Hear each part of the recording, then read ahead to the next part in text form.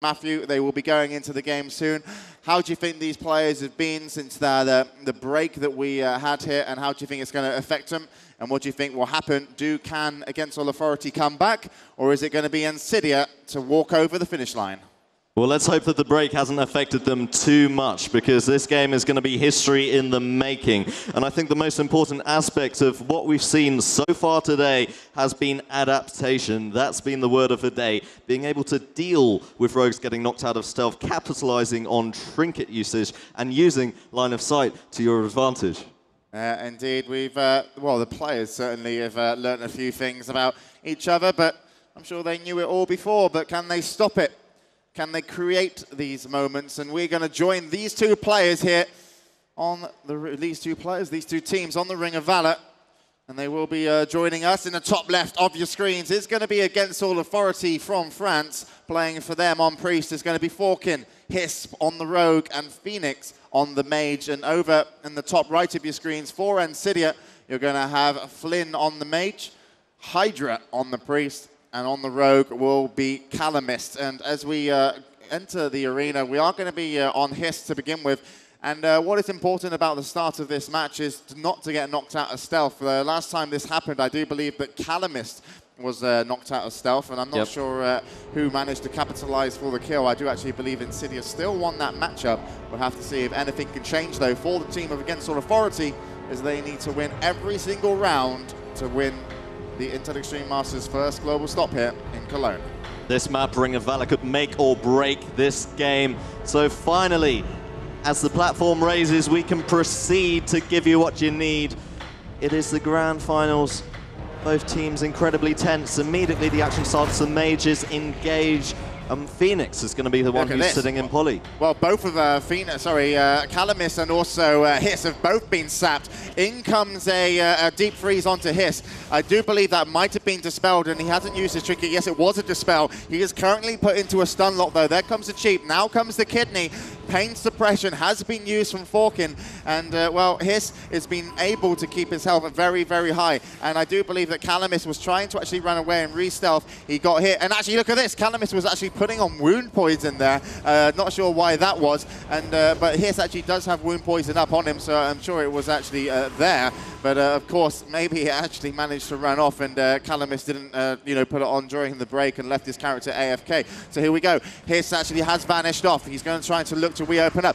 Finally, wound poison goes up, and Calamist is just, extreme playing here in the grand finals. He gets it down 1,000 HP, up to 2,000. Looking at his healer was in a deep freeze, and he will go down because of the deep freeze. And Calamist for Ensidia will be first to die. And wow, he was trying to put on wound poison, Matt, during that fight. Yep, he's going to be kicking himself. He's going to be furious, and no doubt his teammates are going to be pretty pissed off as well. And you just can't make those kind of mistakes at this level of play. Forgetting to use poisons on your weapons. Maybe he was too distracted by the break or by focusing on strategy for that game, and, well, disappointing.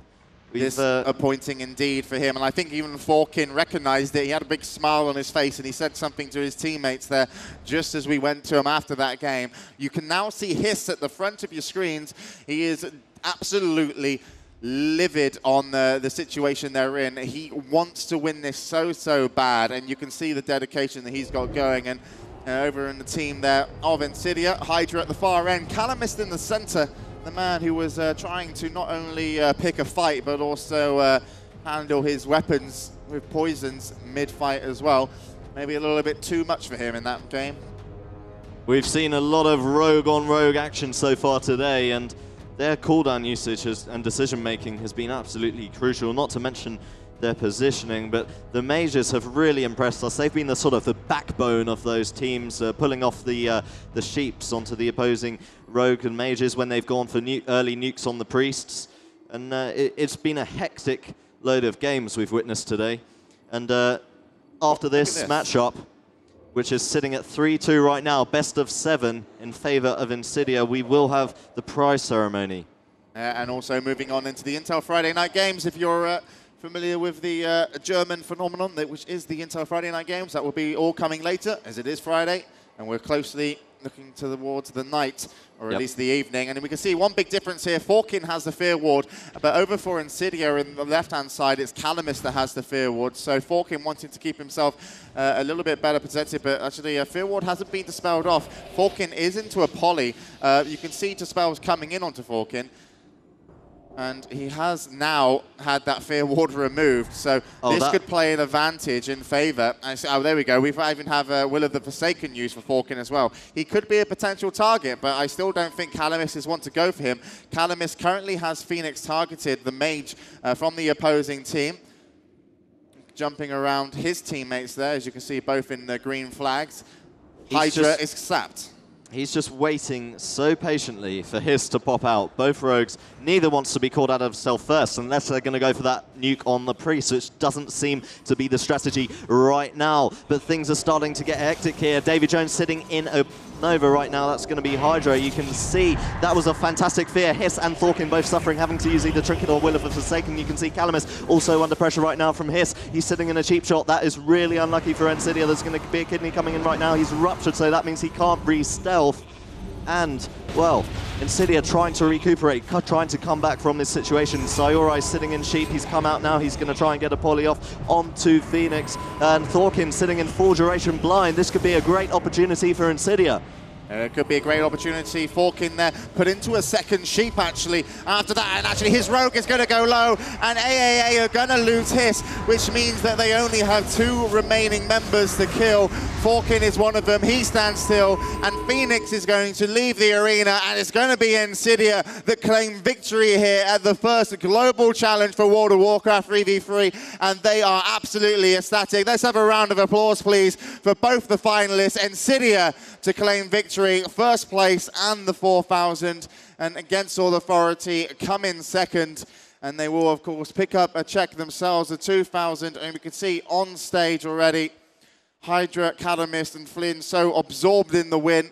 I'm sure they'll be making their way over to the Against All Authority team for a handshake. You can see him there now. Forkin says, nothing I can do. Hiss says, well, I needed you in that moment. And that's exactly what he did need, but he couldn't get it because Ensidia shut him down. So that's it then for the World of Warcraft 3v3 tournament. And when we come back on your screens, we will of course be moving on to the prize ceremony, where we like to award and also give prizes to those of prestige and excellence in gaming here at the ESL, and especially the Intel Extreme Masters. And later we'll be moving on to the Intel Friday night games. A lot more coming up for you on stream. Don't go anywhere. We'll be right back after this.